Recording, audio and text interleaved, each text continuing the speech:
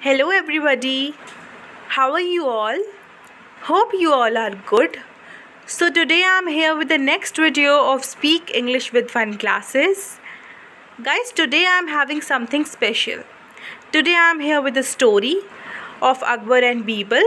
This story is basically about the topic that why is camel's neck crooked.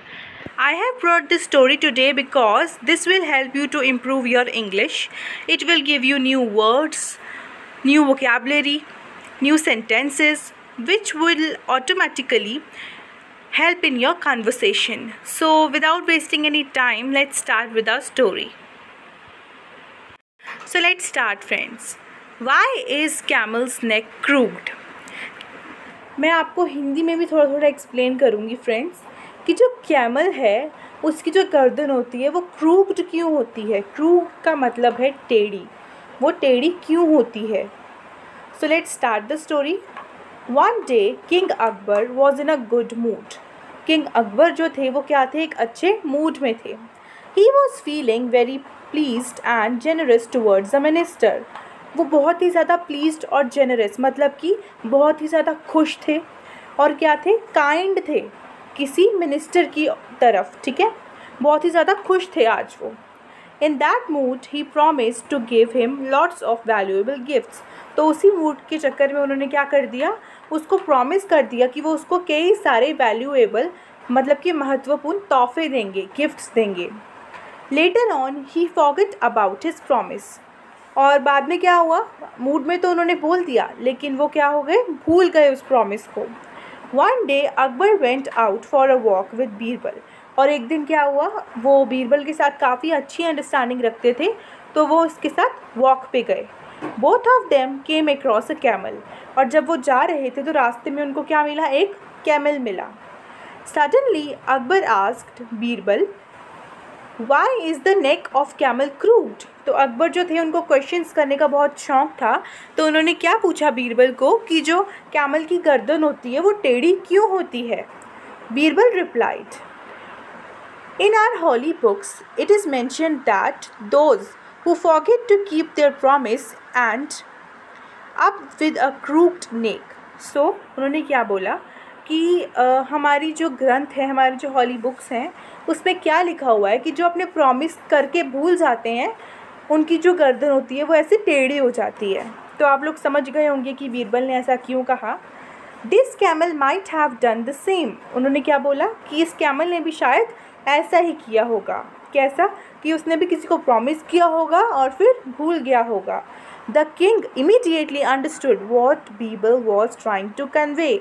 जो king थे उनको पता चल गया कि बीरबल क्या कहना चाह रहा है, जैसे हमें पता चल गया friends. As soon as they returned to the palace, the king summoned and gave the gifts he had promised to his minister. तो जब वो पहुँचे पैलेस तो किंग ने क्या किया, थोड़ी सी माफ़ी मांगी और क्या किया, गिफ्ट्स जितने भी प्रॉमिस किए थे वो मिनिस्टर को दे दिए.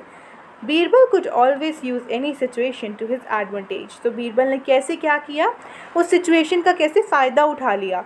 तो बीरबल किसी भी सिचुएशन का फ़ायदा उठा लेता था. तो एक बार फिर से इसकी समरी लेते हैं. तो उसमें मेनली हुआ क्या कि अकबर ने क्या कर दिया था, एक बार किसी को प्रॉमिस कर दिया था कि मैं आपको बहुत ही अच्छे अच्छे गिफ्ट्स दूंगा. क्यों, क्योंकि वो एक बहुत ही ज़्यादा अच्छे मूड में थे.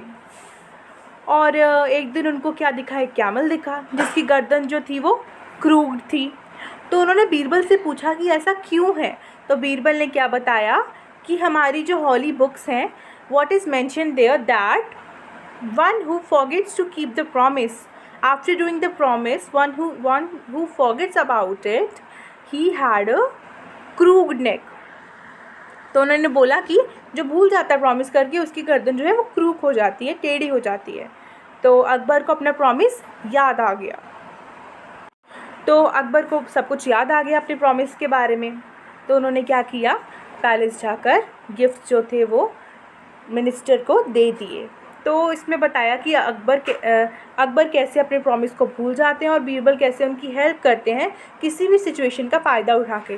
तो गाइस इस स्टोरी का मॉरल क्या है, the moral of the story is we should never promise anyone due to our moods, कि अपने मूड के हिसाब से हमें किसी को भी प्रॉमिस नहीं कर देना चाहिए.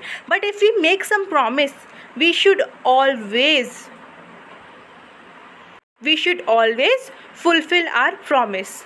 We should always do the thing which we have promised. We should never break our promises. So this is the main thing which is conveyed by this story, that we should always keep our promises. हमें हमेशा अपने promise क्या करने हैं, पूरे करने हैं, रखने हैं अपने promises. We should never forget about them. जैसे जल्दबाजी में हम कुछ भी कर देते हैं, in hurry we do everything, but after that we forget about it, we say anything, है ना. Saying is something else and doing is something very different from it. So friends, the moral is you should think before you speak, but if you have done a promise, then you should always fulfill your promise. You should never break your promise. So I hope that you have learned something from this story. Okay, this was a very interesting story, which was of Akbar and Birbal part 2. You can read these stories, and I'll be posting these stories daily or after 2 days for your enjoyment only, or I could post it weekly as well. So I'll be posting it regularly. You can check and you can enjoy as well, and you can learn as well. Your reading will improve, your conversation will improve, your vocabulary will improve automatically. In a sum total, your English will improve. So thanks a lot for watching this video, friends. Really thankful to all of you. So please subscribe to our channel if you haven't, and press the bell icon, like our video, comment and share this to your friends. Thanks for watching once again, friends. Bye bye, take care, prepare well, perform well, and do speak English. Okay, thanks.